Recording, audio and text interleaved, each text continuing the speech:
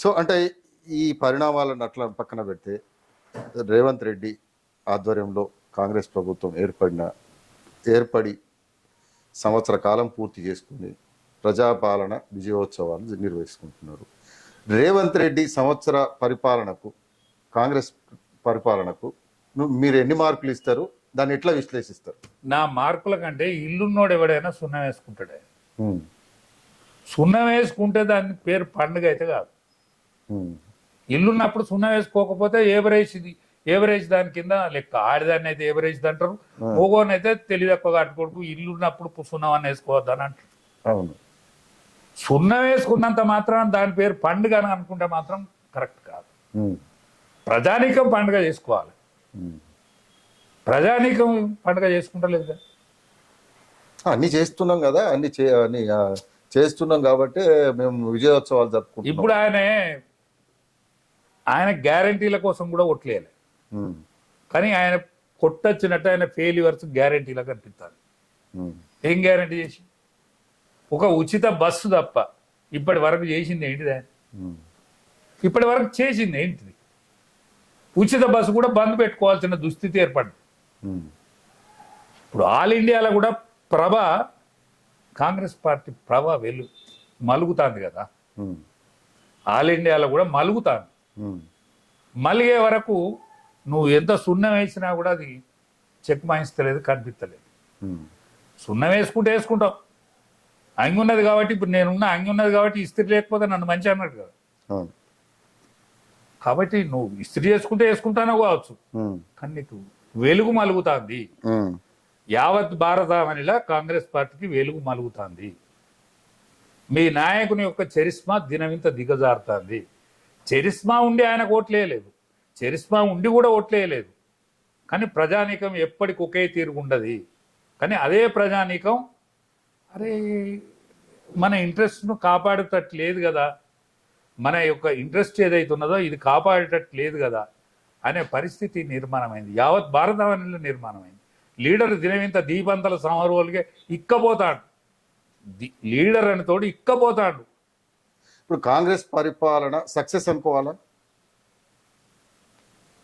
ఫెయిల్యూర్లో failure. ఇంతకంటే failure పరిపాలన ఇప్పటి వరకు రాలేదు. మరి ఈ సంవత్సర పరిపాలన మీరు చూసిండ్రు, గత 10 సంవత్సరాలు కేసీఆర్ పరిపాలన, మరి ఏ పరిపాలన బెటర్ అనుకోవాలి? ఇప్పుడు తెలంగాణ ప్రజానీకం ఊహించిన పరిపాలన కేసీఆర్ 10 ఏళ్ళు పరిపాలించినా కూడా 5 ఏళ్ళు పరిపాలించిండు మోజు మీద, తెలంగాణ ఉద్యమ దృక్పథం మీద, దాని మీద ఆ వేడి మీద పరిపాలించిండు. మన దగ్గర ఒక సామెత ఉంటుంది, మన కుక్క మన కాలు గరిచింది దాన్ని చంపుకుంటామా? మన కాళ్ళను బాగు చేసుకోవాలి, కుక్కను బాగు చేసుకోవాలని అనుకుంటారు. అట్లా మళ్ళీ ఒక 5 సంవత్సరాలు మళ్ళీ మ్యాండేట్ ఓటేసారు. ఓటేసినా కూడా వీళ్ళ అరాజకం ఎక్కువైంది. వీళ్ళ అరాజకం ఎక్కువయ్యే వరకు అన్యోకని పురుషార్థుడు అద్దురా అని దించారు. ఎవడు పోటీ లేడు, ఈ పురుషార్థుడు అద్దురా అనే దించిండ్రు జనం. తెలంగాణ వాదులు బీఆర్ఎస్ పార్టీ మధ్య జరిగినటువంటి పంచాయతీ. నా బోటోడు అనేక మంది వీళ్ళే, అనేక మంది నా బోటు ఉద్యమకారులందరూ దూరమైన. ఎందుకంటే వాళ్ళు ఆశించింది వేరు, వీడు మన పరిపాలన వేరు. వాళ్ళు ఆలోచించింది వేరు. నేను అన్ని చేసినా అని నేను అనుకున్నాను. ఇంటింటికి నల్ల పెట్టినా, సిద్దిపేట పెట్టినట్టు ఇంటింటికి పెట్టినా గొప్పే. ఇంటింటికి నల్ల గొప్పే, సింగిల్ ఫేస్ కరెంటు గొప్పే. నువ్వు గోదావరికి అడ్డం కట్టిన ప్రాజెక్టులు గొప్పే. సెక్రటరియట్ సుందర స్వప్నమే. కానీ 50 ఏళ్ళు ఉండేటువంటి సెక్రటరియట్ గులగొట్టినావు. గ్రావిటీ ద్వారా నీళ్ళు వచ్చేదాన్ని ఇడిచిపెట్టి లాభం ఎక్కడ వస్తుందో అక్కడ కడితే ప్రాజెక్టు మనకు లాభం, కానీ మనకు ప్రజలకు లాభం వస్తే మన లాభం ఎదురు అని ఆలోచించినావు. ఇంజనీర్లు చెప్పినా ఇరకుండా కట్టినావు. ఇవన్నీ ఫెయిల్యూర్స్ అని. ఈ ఫెయిల్యూర్స్ నువ్వు ప్రజలలో లోపడిపోయింది. కేసీఆర్ ఈ రేవంత్ రెడ్డి చెప్తే పోలే, ప్రజలకే ఇదంతా తేడా ఏమైనా గమనించిందా రేవంత్ రెడ్డి పరిపాలనకు కేసీఆర్ పరిపాలన? ఎంత మాత్రం లేదు. వాళ్ళ కుటుంబం దోసుకున్నది, వీళ్ళు మొత్తం అన్ని రకాడికి వీళ్ళు దోసుకుంటారు అంతే. ఇప్పుడు రేవంత్ రెడ్డి కుటుంబం వాళ్ళ 6 7 అన్నదమ్ములట. నాకు తెలియదు. ఉమ్, మరి ఎక్కడ కూడా వాళ్ళ ఈ హైదరాబాద్లో 7 మందిలు ఇచ్చినా వాళ్ళ తమ్ముడే అంటాను, వాళ్ళ అన్నే అంటాను.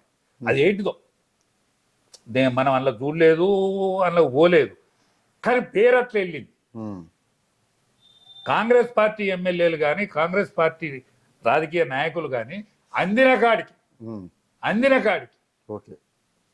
చదువుకున్న కాడికి అయ్యే వరకు అరే కుటుంబమే, అది కుటుంబం అంటే ఈ మొత్తమే యావత్ కుటుంబం అయింది దోస్తాలరా అనేది ప్రజానీకం పోయింది. ఉమ్, మరి వారికి దోచినప్పుడు మనం మన దగ్గర రాకపోతే ఎక్కడికి పోతారని టీఆర్ఎస్ అనుకుంటారు.